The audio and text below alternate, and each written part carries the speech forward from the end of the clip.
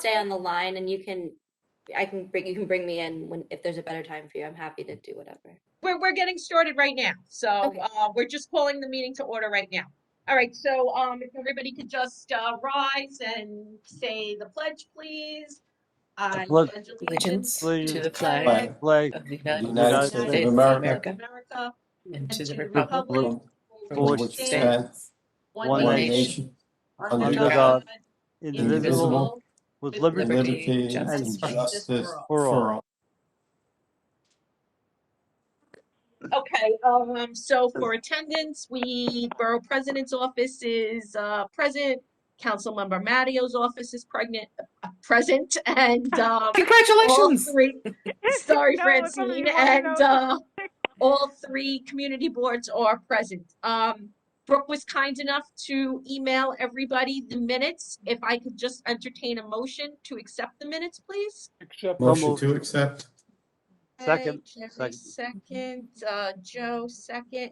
Okay, so we're gonna move right into our presentation. So, as I alluded to earlier, and that is also listed on your agenda, we have Miranda Goodwin Robb here from the New York State Independent Redistricting Commission. So Miranda, the floor is yours.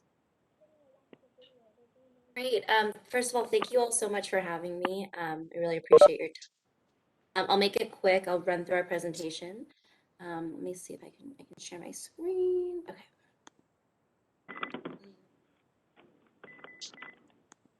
Okay, can you see my screen? Yes. Sure can, thank you. Yep.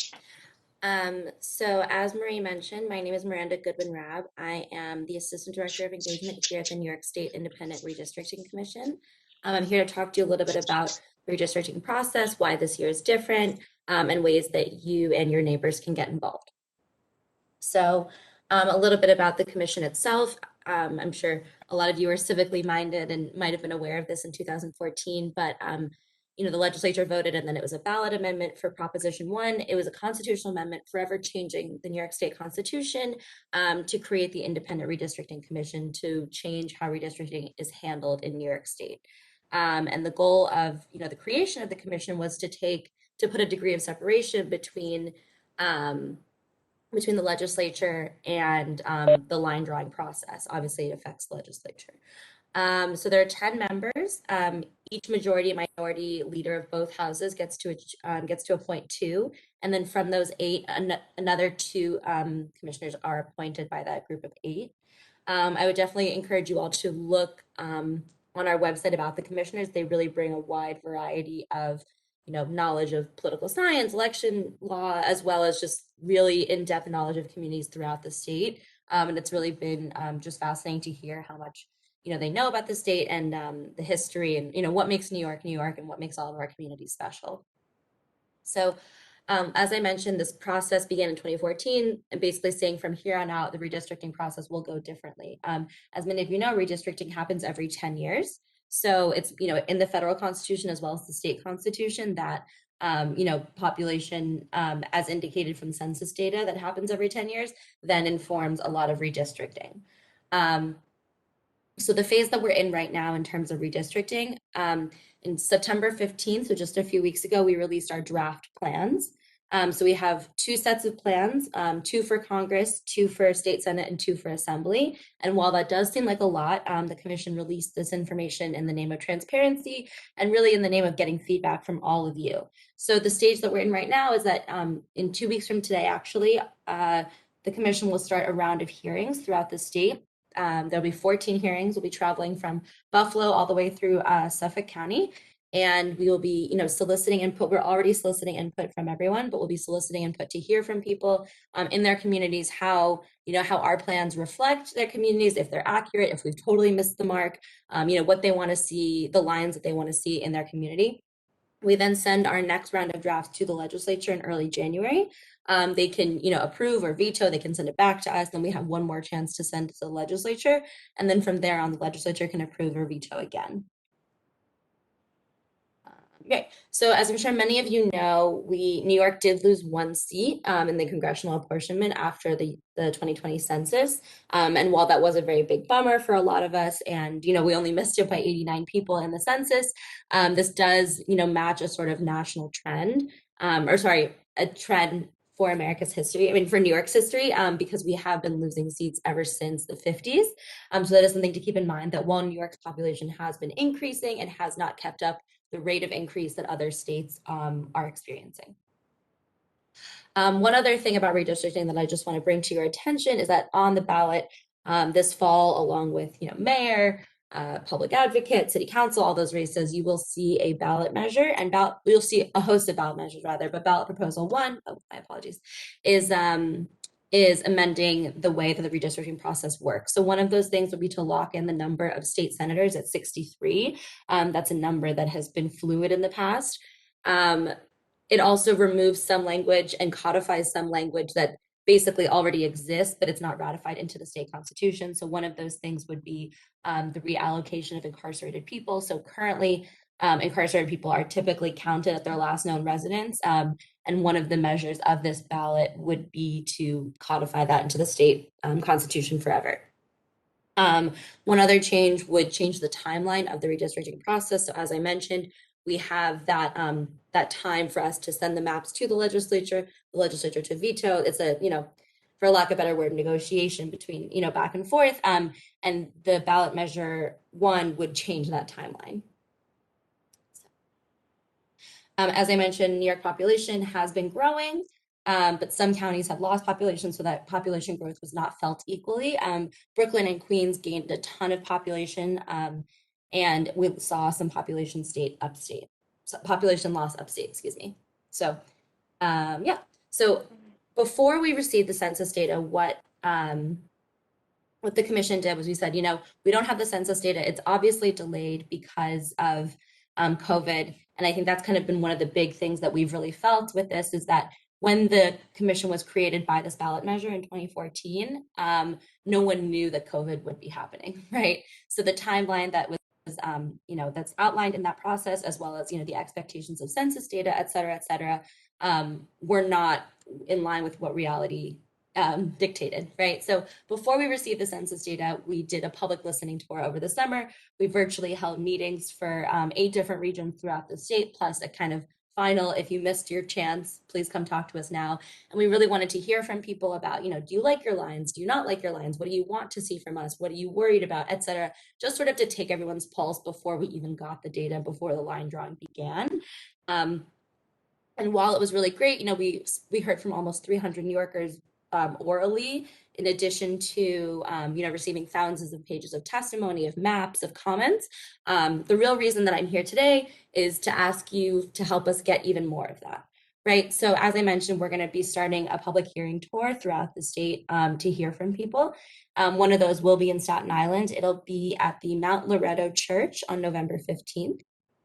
And I'll be sure to send you the full schedule as well. But yeah, so the biggest thing the commission really needs now is input from the public, right? This process only works if we hear from the people. And, I can definitely tell you that the commissioners read the feedback. It doesn't go into an ether. It really gets considered and heard and listened to. And, whether that's you showing up to a public hearing, whether that's, your business sending us a letter, whether that's we have a chat box on our website where you can just type a comment, you can send us a map, and that doesn't have to be a high-level map. It can be a Google map where you draw with your finger a few places that you think need to be in the same district. We really want to hear from the public. I mean, this is the first time the commission has ever existed, so it's very exciting, and we really want to involve the public. That's the very heart of this process. And just as a reminder, redistricting happens once every 10 years, right? So it really, I feel like I can't understate how important it is for people to engage with our draft maps. Tell us if you like them, tell us if you don't like them, right? Tell us what we're missing, tell us what we don't know about you. I mean, we have census data, but there's so much about our communities that don't get reflected in a spreadsheet, right? And we just want to hear from you. You know your community best. So I think that is all. I'd be happy to take some questions if anyone has questions or anything. I have one. I just wanted to clarify, for the Staten Island hearing, you said the Mount Loretto Church. that church is rarely used there. So I'm just curious if it was perhaps the community center That that's must be on it the then. I'm ground. so sorry. I apologize. Let me triple check, but I know it's the Mount Loretto. Yeah, because that's a huge complex. It's got a few public schools in it, and community center, a food pantry, a senior center. You're So right. I misspoke. It's the CYO Center at Mount okay, Loretto. I that's what just I saw thought. Catholic Charities and I forgot that it was the center. My Okay, apologies. okay, no problem. Anybody else have any questions? I just have a comment, I have a question. I've seen redistricting before, and the one thing Miranda has avoided very nicely is the fact that redistricting is a blatantly political act. Whichever party is in power wins. So, all these hearings, all these maps, they rarely amount to anything because the party in power wins. And to me, what's frightening is that you're adding on all these ballot measures to an already, over the top political act. So if I can just be clear, I am not advocating for or against this ballot measure in my professional capacity. I am just informing people about it because we do get asked a lot of questions. I think people think that we are endorsing it and I just want to be clear that it's happening. Okay, yeah, no, I Yeah. understand, Miranda, and I thank you for that. I do. No, and I appreciate your feedback. Any comments on the redistricting process, even you telling us that you think this is all for naught, write us a letter and tell us that. I mean, this is the first time the commission has ever taken place, and we want to hear from all New Yorkers, and we want it to work the way it's intended to, right? Yeah, well, So, if there's a way to make this commission actually a real entity, it's certainly worth trying. awesome. Thank you so much. Jerry? Yeah, I don't know much about this, so this may be a very naive question. So you do all of this work, you do all of the research, you meet with everyone, you get your findings. What do you do with it after you have it? So it's not so much research as a line drawing process, right? The commissioners will send draft lines to the public and to the legislature to be voted on. So you come up with all of this information, feedback from the public, you give it to the Assembly and the Senate, and they vote on it. So they could do whatever they want with it. Is that not correct? This is the first time it's been done, so we don't know exactly what will happen, but one day at a time. Thank you. Okay, anybody else? It's Robert. Go ahead, Rob. I just want to have, why wouldn't the location for the hearing be more geographically located on the island for more people to attend? We had originally been in talks with College of Staten Island, but due to the flooding, we weren't unable to have it there. But if you have suggestions of another space, we'd be happy to hear that. That's very useful feedback. It is just hard with the way the world is right now with Right COVID now, yeah. Okay, I figured that. All right, But thank do you have a suggestion of another space that you think would be better? Well, I would guess most time would be like the Hilton Garden area or Staten Island Hospital. I don't know how big the attendance is, but Staten Island Hospital has a nice hearing room too. Okay, that's High helpful school, information. Staten Island Tech. Okay, oh yeah, the high school. Okay. Thank you. No, thank you. That's helpful information, and I'll be sure to pass on my info. To Marie and Brooke, and any questions or if any of you are part of community groups that you would like myself or colleagues to just come give the same sort of little spiel to, we're really happy to. We really want this to be as inclusive as possible of all New Yorkers. Thank you. Thanks, Miranda. Anybody else? Any questions for Miranda? Thank you, Miranda. We appreciate it. Thank you. Thank you all so much. I appreciate the time. Okay, I just nice would day. like to amend the attendance that Michael from Councilmember Borelli's office has logged in, so they are present. Moving right along, we did not have any correspondence this month from anybody. Does anybody have any old business to bring up? Old business? Nope. Does anybody have any new business to discuss? I just wanted to say a comment. It's Yes. Francine. So this is going to be my last meeting with the council member for Borough Board. I am leaving the city council. So I just wanted to say, thank you for, accepting me and being so kind over the years. This is a very emotional time for me. So thank you again. It was a pleasure working with all of you It Good was luck. throughout the also a years. pleasure working So with thank you, you. Francine. Yeah, no, it was great, Francine. Francine. Good luck Thank to you. you in your new venture, whatever it may be. Thank you.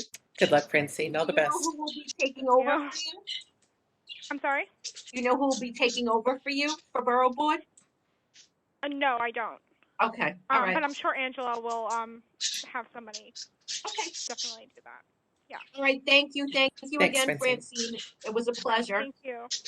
All right, so if there is nothing else to bring up, I will entertain a motion to adjourn. Motion to adjourn? All right, Jerry and Rob. Okay, thank you, everyone. Take care, Thank you. everybody. Be safe. Next month. Be well, everyone. Okay, Yes, have be a good safe, evening, everybody. Great seeing you. Be well. So Bye-bye. long. Bye, guys.